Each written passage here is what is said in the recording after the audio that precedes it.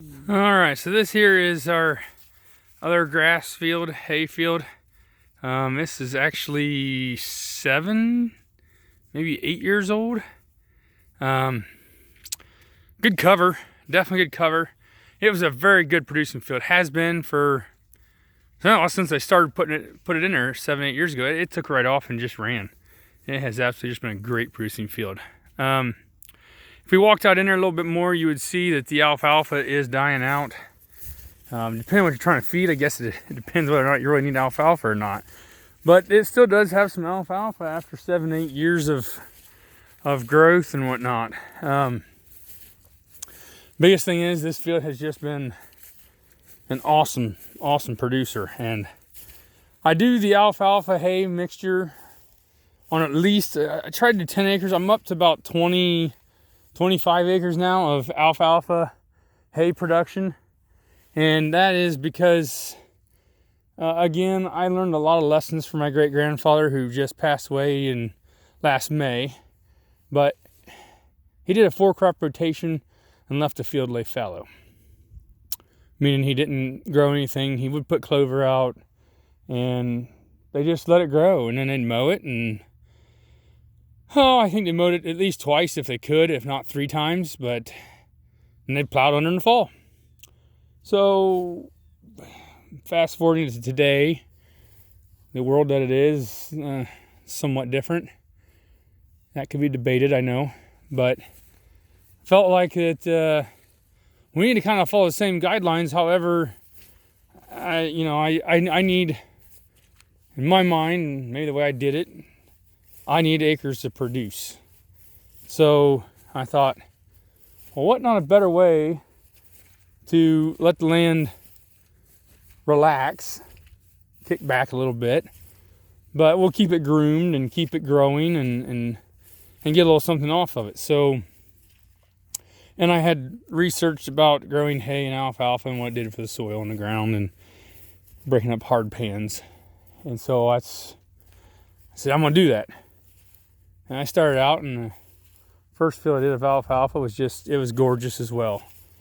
So this land is not unfamiliar to alfalfa, grass, clovers, things like that. It's still has some white clover that pops up in different spots, but the whole point is this grass field, hay field, has done very well at producing a product for somebody. And because I don't have livestock, I don't need to feed hay. I sell it right out of the field to somebody.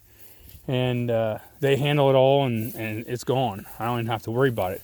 But I do try to grow them the best that I can grow them for their livestock, because we need them and to have a good food source as much as they have a need to grow those animals. So it's always been a goal of mine to make sure I produce good quality stuff. But this has done great for opening up the soil to allow drainage more naturally, and it has done that. It's opened the fields up, it's softened them up, it's allowed them to be a little bit more to what they are. The biggest thing I do as a mistake is a lot of times I try to work the ground after I'm done with it. I don't need to do that. It's been a hard process. I'm learning it, and so we'll burn this field off this spring, and we'll just come in and plant right into it. I mean, barring that it's not overly rough, which, as I've walked across it, I've drove across it many, many times. It's not horribly bad. But yeah, we'll just burn it and with Roundup, and then we'll just plant right into it. And then the corn will come right up and it'll be beautiful. So this field, I guess, is going to corn this year. Since I just said it now in my mind, it's what's going to have to happen. We did remove this fence row. It's probably been almost a year ago. So I got to burn off the remnants of that, and then we'll just make this more one field, because everything was broke up into 9, 10, 12 acre paddocks, as I'd call them, for when he grazed sheep and whatnot growing up through the years, way before my time. But Grandma tells me about it, so it did happen. But that's why we try to do the cover crops so that we, even though we may take out some cover this way, we try to leave tree lines, we try to leave the scrub ground and the woods. If it's something we can manage with, we manage with it. If we have to remove something such as like this one, then we are definitely going to work on putting covers in. I chisel plowed it this past fall because I had to get the tree roots all popped out, and also was trying to get it leveled off so that when I come through next spring, I'm not tearing up my equipment and we can actually have it as one field.